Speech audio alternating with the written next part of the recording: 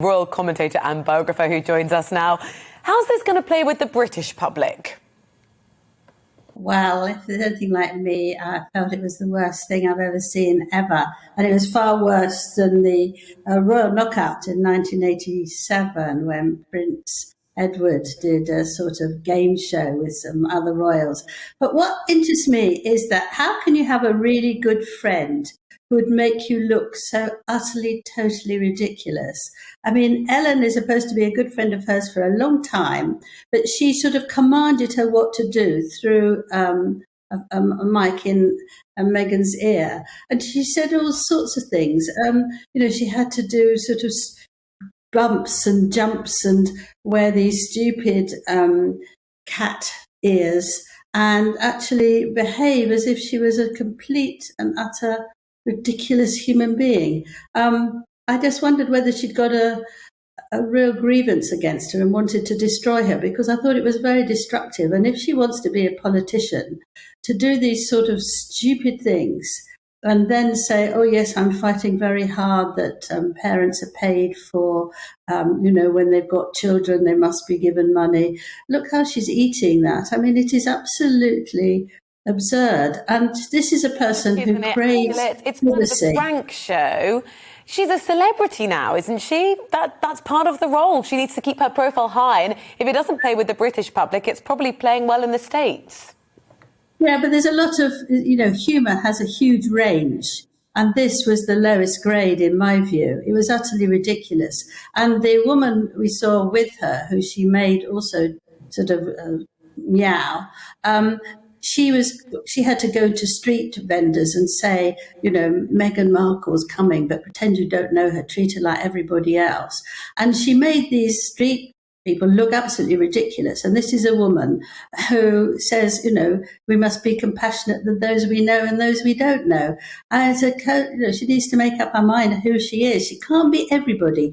As an actress, she's got lots of cameos of who she is. That's fine. But you have to actually be dignified. I think this is terribly awful for the royal family as well, that they have a royal, even though she's not a working royal, who will do such stupid things. What do you think the Queen makes of it, Angela? Well, I doubt if she's seen it, and I don't suppose that she will be happy to read about it. But it's very insulting.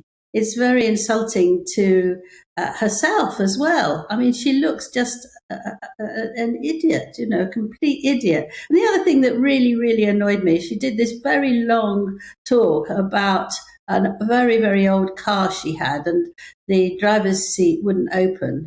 And so she had to crawl through the back. She doesn't mention that she could have opened the passenger seat. And she told it in minute detail. There was something that happened about 18 years ago. She remembered it perfectly, but she didn't remember talking to an aide over several months about what was going to go into the book, Finding Freedom. So we have contradiction after contradiction with her. But I don't see that this will help her in any way, except for people who like this sort of trash. Do we make this situation bigger? We're giving them more profile now.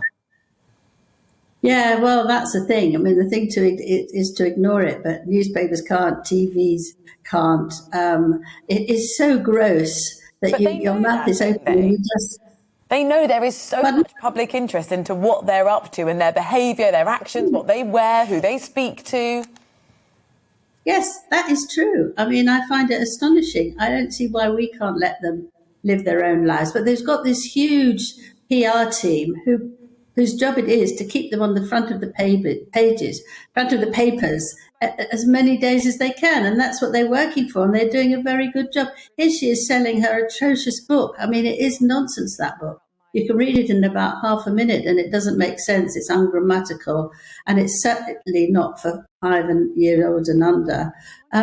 She's got no sort of, she doesn't work things out, think ahead. There's no common sense there. She's very bright, but she seems to have absolutely no common sense. And any appearance on television is worth it. But this is really down in the dumps, I think. Just finally, Angela, do you like her? Do I like her? Well, when I first met her, when she started going out with Prince Harry, I wrote his biography, and they were, at the end of what time I spent with him, she was going out with him, and I went to their first walkabout in Nottingham. I thought she was great. I thought she was composed. I thought she was excellent with the people who were crowding it. Yes, it's just that she's turned into such a hypocrisy, and she's been so rude to the royal family, who absolutely put out everything they could to be kind and nice to her. So it's not that I had a hatred of her. I've watched her very closely because that's part of my job. But I think that, if you wanted to leave, she could have left very nicely and been dignified.